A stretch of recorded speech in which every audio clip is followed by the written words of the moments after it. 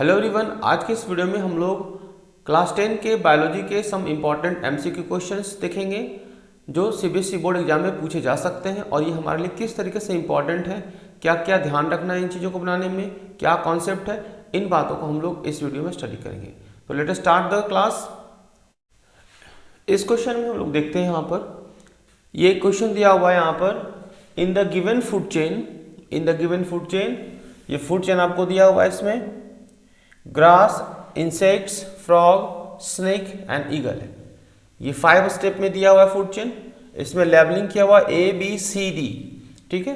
और इसमें column 1 column 2 को मैच कराया गया है, ए बी सी डी, और इधर ऑप्शन दिया गया 1 2 3 4। ए में प्राइमरी कार्निवोर, सेकंड में सेकेंडरी कार्निवोर, 3 में ऑटोट्रॉफ्स एंड 4 में प्राइमरी कंज्यूमर। इसको मैच द फॉलोइंग करना है। फिर इसके हिसाब से इसमें जो कोड्स दिया हुआ है उसको लिखना है। तो जरा आप इसमें देखेंगे ए नंबर में कौन है, ग्रास। ग्रास क्या हो सकता है यहाँ पर, ऑटोट्रॉफ हो सकता है। तो ये जो है यहाँ 3 नंबर को मैच करता है। इंसेक्ट्स क्या है, ग्रास को खा रहा है यहाँ पर, तो ये प्राइमरी कंज्यूमर होगा। तो यहाँ पर ये बी जो है वो प्राइमरी कंज्यूमर। इसके बाद फ्रॉग क्या है, तो फ्रॉग एक कार्निवोर है लेकिन ये प्राइमरी कंज्यूमर को खा रहा है, तो उस हिसाब से ये क्या हो जाएगा, कार्निवोर में प्राइमरी कार्निवोर हो जाएगा। और उसके बाद स्नेक जो है तो प्राइमरी कार्निवोर को खाने वाला स्नेक है, इसलिए इसको हम लोग बोलेंगे सेकेंडरी कार्निवोर। तो अब आप देखिए ए का 3, बी का 4, सी का 1, डी का 2, यह ऑप्शन बिल्कुल करेक्ट है, ए नंबर। तो इस ऑप्शन को हम लोग यहाँ पर देखेंगे, ठीक है। तो इस तरीके से मैच द फॉलोइंग करके नीचे जो कोड्स दिए होते हैं उनको आपको मैच करना होता है, ओके। तो इस तरीके से ए ऑप्शन इसका सही है, आप देख सकते हैं इसमें मैच द फॉलोइंग करके। नेक्स्ट क्वेश्चन, इस क्वेश्चन को देखिए यहाँ पर the following results were obtained by a scientist who crossed F1 generation of pure breeding parents for round and wrinkle seed. अब इसमें 2 कैरेक्टर दिया गया है, एक राउंड है और एक रिंकल सीड है। अब कह रहा है कि F1 जनरेशन को क्रॉस किया गया है, तो F1 जनरेशन को क्रॉस किया गया है और इसमें ये फाइंडिंग दी हुई है यहाँ पर कि डोमिनेंट ट्रेट कौन है, रिसेसिव ट्रेट कौन है, और F2 प्रोजेनी की संख्या कितनी आई है। तो जाहिर सी बात है कि F1 जनरेशन के प्लांट्स का हम जब सेल्फिंग कराएंगे तो F2 जनरेशन हमें मिलेगा। अब यहाँ पर आप देखिए कहता है find the actual number of round seed obtained. तो F2 जनरेशन में कितना राउंड सीड ऑब्टेन्ड हुआ है। तो अगर आप इसको देखते हैं यहाँ पर हम लोग एक ही कैरेक्टर को ले सकते हैं, ये ऑलरेडी मोनोहाइब्रिड क्रॉस का एग्जांपल यहाँ पे है। तो यहाँ पर अगर आप इसको लेते हैं round, first character round seed आप ले सकते हैं और दूसरा रिंकल सीड आप इस तरीके से कर सकते हैं। तो इनके बीच में अगर आप यहाँ पर इसको क्रॉसिंग कराएंगे तो फर्स्ट जनरेशन में जो आपको फाइंडिंग होगी वो कुछ इस तरीके से,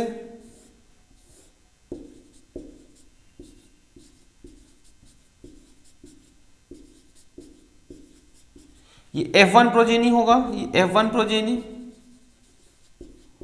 अब इसको अगेन इसको फर्दर हमको सेल्फिंग कराना है, तो आप पेरेंट को इस तरीके से ले सकते हैं। अब इनके बीच में सेल्फिंग होगी तो इनके गैमेट्स बना लीजिए आप और फिर इसको क्रॉसिंग कराइए।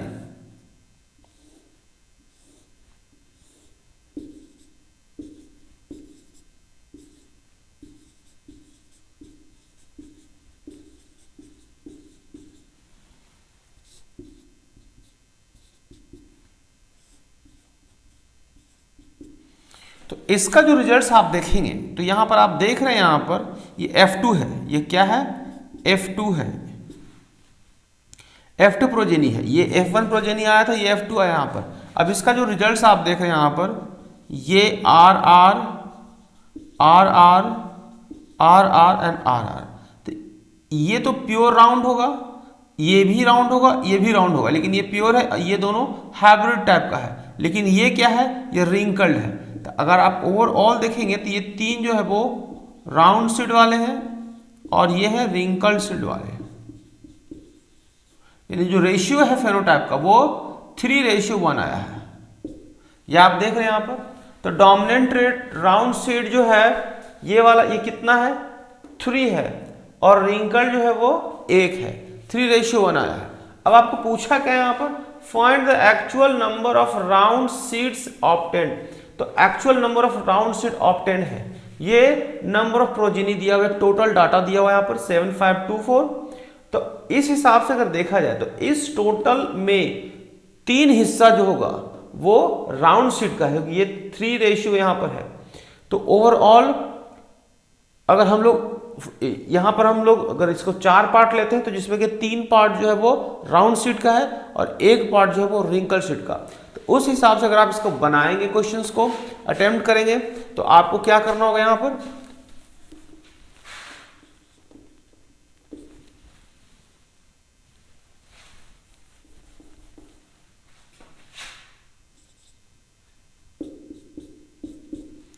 तो अगर इसका 3/4 अपॉन इंटू 7524, तो ओवरऑल आ गया आपको 3,4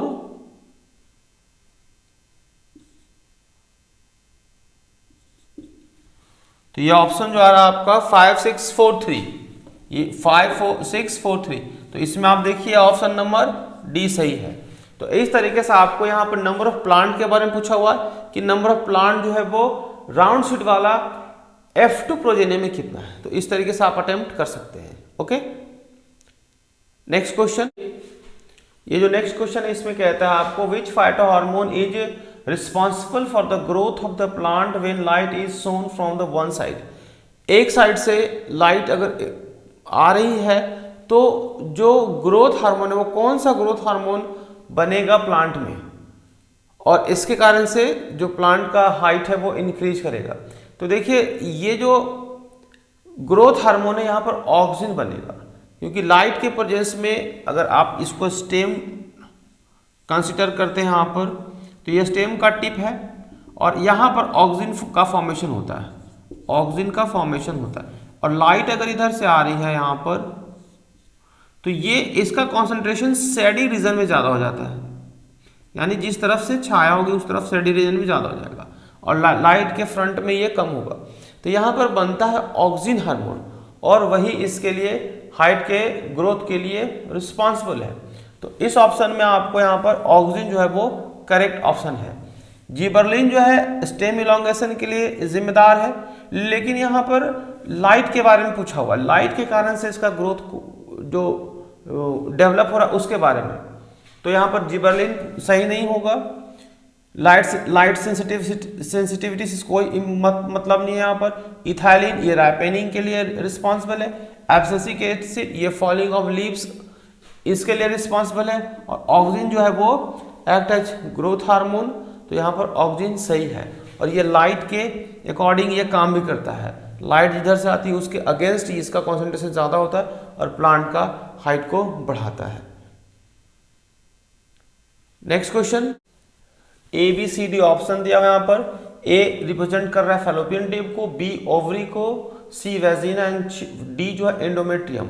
एंडोमेट्रियम जो है वो inner lining of the uterus होता है, तो यहाँ पर ये inner lining of the uterus है, यहाँ पर आप समझ सकते हैं यहाँ पे। अब इसमें कह रहा है कॉलम 1 एंड कॉलम 2 दिया हुआ है यहाँ पर, ए बी सी डी दिया हुआ है। ए के सामने यहाँ 1 में लिखा है produce ovum, second site of the fertilization, third is the site of the implantation, and 4 blood and mucus comes out. अब इसको आपको मैच द फॉलोइंग करना है, मैच द फॉलोइंग। अब ए किसका है, ए देखिए फैलोपियन ट्यूब, फैलोपियन ट्यूब में क्या होता है यहाँ पर फर्टिलाइजेशन होता है, तो it is the site of the fertilisation, A का हो गया 2।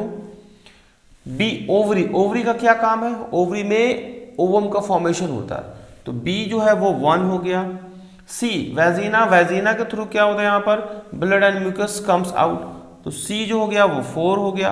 एंड डी में endometrium, endometrium is the site of implantation, जो जायगोट बनता है वो फाइनली वो inner lining of the uterus में आकर इम्प्लांट होता है फॉर फर्दर डेवलपमेंट। तो यहाँ पर डी जो है वो 3 को रिप्रेजेंट कर रहा है, endometrium is the site of the implantation. अब आप खुद इसका मैचिंग कर लीजिए, ए का 2, बी का 1, सी का 4 एंड डी का 3, ये ऑप्शन बी जो है वो करेक्ट है यहाँ पर। ठीक है, इस तरीके से आप इसको मैच करके इसमें कोड्स को फाइंड कर सकते हैं। Okay, next question. अब नेक्स्ट क्वेश्चन देखिए, यहाँ पर ये असर्शन रीजन बेस्ड क्वेश्चन है। यहाँ पर 2 क्वेश्चन दिया हुआ है आपको असर्शन रीजन के। तो फर्स्ट असर्शन यहाँ पे दिया हुआ है, in human beings the respiratory pigment is haemoglobin. कह रहे हैं यहाँ पर ह्यूमन बींग में रेस्पिरेटरी पिगमेंट क्या है, हीमोग्लोबिन। तो ये बिल्कुल सही बात है। हीमोग्लोबिन जो आरबीसी में प्रेजेंट रहता है ये ऑक्सीजन को कैरी करता है। लेकिन यहाँ क्वेश्चन यहाँ लेकिन रीजन जो दिया हुआ it is a type of protein. तो हेमोग्लोबिन तो प्रोटीन है ही, तो it is a type of protein which has high affinity for CO2।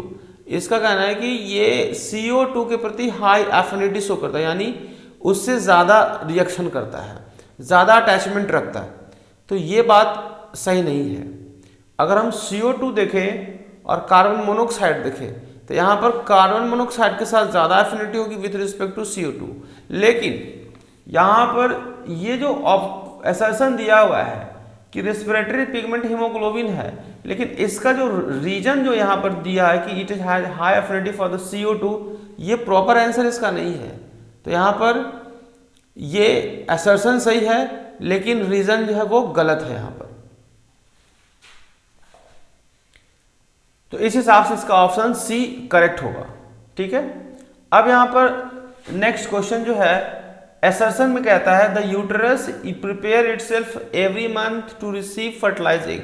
ये बिल्कुल सही है, क्योंकि हर महीने जो है जो मेंस्ट्रुअल साइकिल जो है उसमें यूटरस जो है एक फर्टिलाइज एग को रिसीव करने के लिए तैयार करता है। और रीजन दिया है the ovary release 1 egg every month. अब यहाँ पर ओवरी जो है वो 1 एग रिलीज एवरी मंथ दिया है। तो देखिए यहाँ ये बात भी सही है और ये बात भी सही है यहाँ पर, क्योंकि हर एक महीने में यूटेरस अपने आप को तैयार करता है। जो इनर लाइनिंग जो है एंडोमेट्रियम लाइनिंग जो है वो डीजनरेट होने के बाद दोबारा से रीजनरेट होता है। तो हर एवरी मंथ जो मेंस्ट्रुएशन का है वो उसमें ये वो अपने आप को तैयार करता है। और इसमें रीजन भी लिखा हुआ है कि ovary release 1 egg every month, और हर एक मंथ में एक ही एग रिलीज होता है। ये बात भी बिल्कुल सही है। तो यहाँ पर इसका ऑप्शन A करेक्ट होगा। नेक्स्ट क्वेश्चन में देखिए ये ग्राफ दिया हुआ है यहाँ पर, और इससे रिलेटेड कुछ क्वेश्चन इसमें पूछे हुए हैं।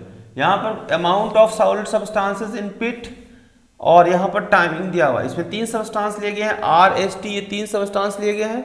और कह रहा है इसको पिट में डाल दिया गया, इसको बरीड कर दिया गया है गड्ढे में और मिट्टी से कवर कर दिया गया है। अब जो क्वेश्चन पूछता है उसको देखिए, which waste will not decompose at all.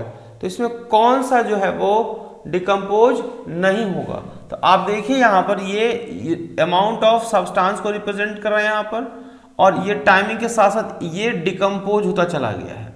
उसी तरीके से ये सब्सटेंस भी डिकम्पोज होता चला गया टाइम के साथ साथ। इसके बारे में सोचिए, यहाँ पर ये सब्सटेंस जो है ये डिकम्पोज नहीं हो रहा है। टाइम के बढ़ने के साथ साथ इसकी वैल्यू घट नहीं रही है।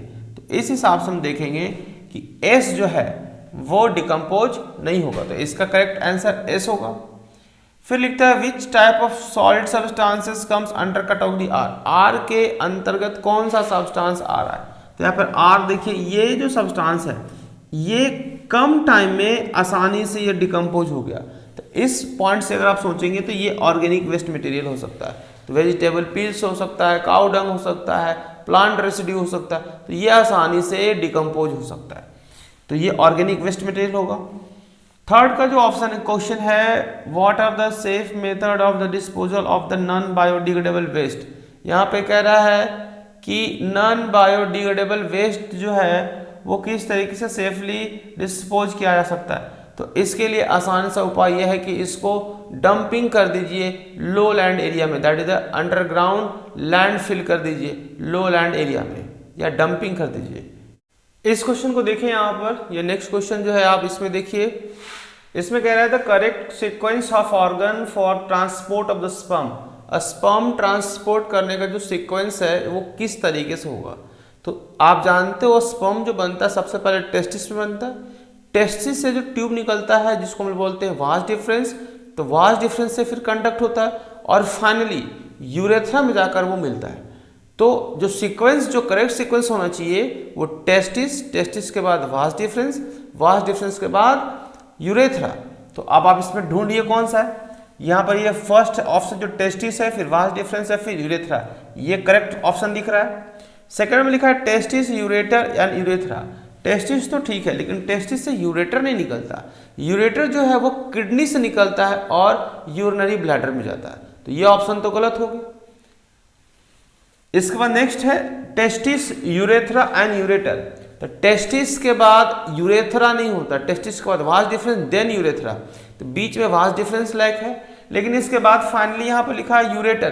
तो यूरेटर तो जो है वो किडनी से आ रहा है यूरिनरी ब्लैडर में, जबकि यूरिनरी ब्लैडर से यूरेथ्रा का फॉर्मेशन होता है, तो यहाँ पर ये ऑप्शन भी गलत हो जाएगा। इस नेक्स्ट है testis, vas deferens and ureter. तो टेस्टिस के बाद वास डिफरेंस तो होगा, लेकिन यूरेटर नहीं होगा। यूरेटर तो किडनी से आ रहा है, जबकि वास डिफरेंस यूरेथ्रा में जाकर मिलता है, तो ये ऑप्शन भी गलत है। तो ये आपका फर्स्ट ऑप्शन बिल्कुल करेक्ट है। ओके।